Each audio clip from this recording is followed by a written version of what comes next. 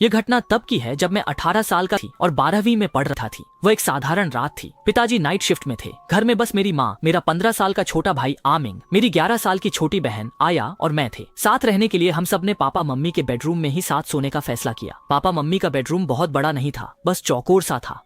दीवारों पर हल्का बैंगनी रंग किया गया था और अंदर संलग्न बाथरूम भी था। उसका दरवाजा बड़े बिस्तर के ठीक सामने था। मैं और आमिंग बिस्तर पर सोए थे और माँ ने गद्दा बिछाकर आया के साथ फर्श पर सोया। सोने से पहले हम पास बैठकर स्कूल की कुछ बातें कर रहे थे। 9 बजे के बाद ही हम गहरी नींद में चले गए। पता नहीं कब तक सोए रहे, तभी एक अजीब सी अनुभूति ने मुझे जगा दिया, जिसे बताना मुश्किल है।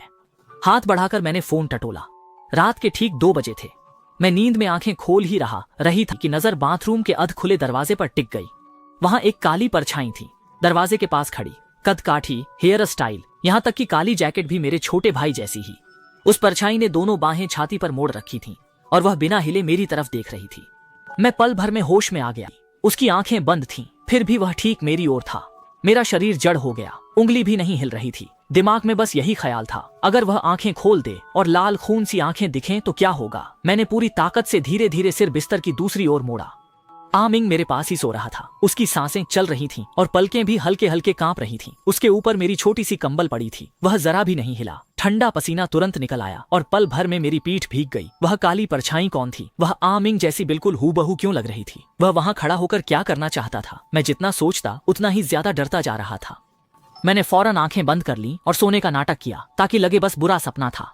लेकिन कुछ ही मिनटों में मैं खुद को रोक नहीं पाया और चुपके से आंखों की पतली दरार से देखा। वह काला साया खिसक कर मेरे बिस्तर के सामने आ चुका था। उसकी आंखें अब भी बंद थीं और वह ऊपर से नीचे मुझे घूर रहा था। डर से मेरा दिल गले तक आ गया और मेरी आंखें पूरी तरह फैल गईं। उसी पल मुझे लगा उसकी बंद पलकों में हल्की सी हरकत हुई, जैसे वे खुलने वाली हों। मेरी जान निकल गई। मैं तुरंत अपनी आंखें कसकर बंद कर लीं और मन ही मन बुदबुदाया, सो जाओ सो जाओ। जैसे तैसे खुद को मजबूर करके मैं ऊँघते ऊँघते सो गया। फिर जब दोबारा जागा तो सुबह हो चुकी थी। मैं झट से उठकर भागा और बैठक में जाकर माँ को ढूंढ लिया। उनके कुछ कहने से पहले ही मैंने कल रात की सारी बात एक ही सांस में सुना दी। मेरी बात खत्म होते ही माँ का चेहरा एकदम सफेद पड़ गया। उन्होंने मेरा हाथ पकड़ लिया। उनकी आवाज भी कांप रही थी। उन्होंने कहा, मैंने भी उसे देखा है, बिल्कुल वैसा ही जैसा तुम बता रहे हो। वह बाथरूम के दरवाजे पर खड़ा था, आंखें बंद किए हुए। हम दोनों एक दूसरे का चेहरा देखते रह गए। पूरे शरीर में ठंडक दौड़ गई। तब समझ आया कि यह सिर्फ मेरा ही भ्रम नहीं था। हम दोनों ने उस काले साय को देखा जो बिल्कुल आमिंग जैसा था, जैसे बिना आत्मा का जुड़वां। फिर भी हम उस घर में 2 साल और रहे। बाद में शिफ्ट हुए, क्योंकि पापा को ऐसी अजीब बातों की बातें सुनना पसंद नहीं था। हम यह बात उनसे छिपाते रहे और नए घर में आकर ही हिम्मत करके बताया। लेकिन नहीं सोचा था कि सुनते ही पापा आह भरकर कहेंगे।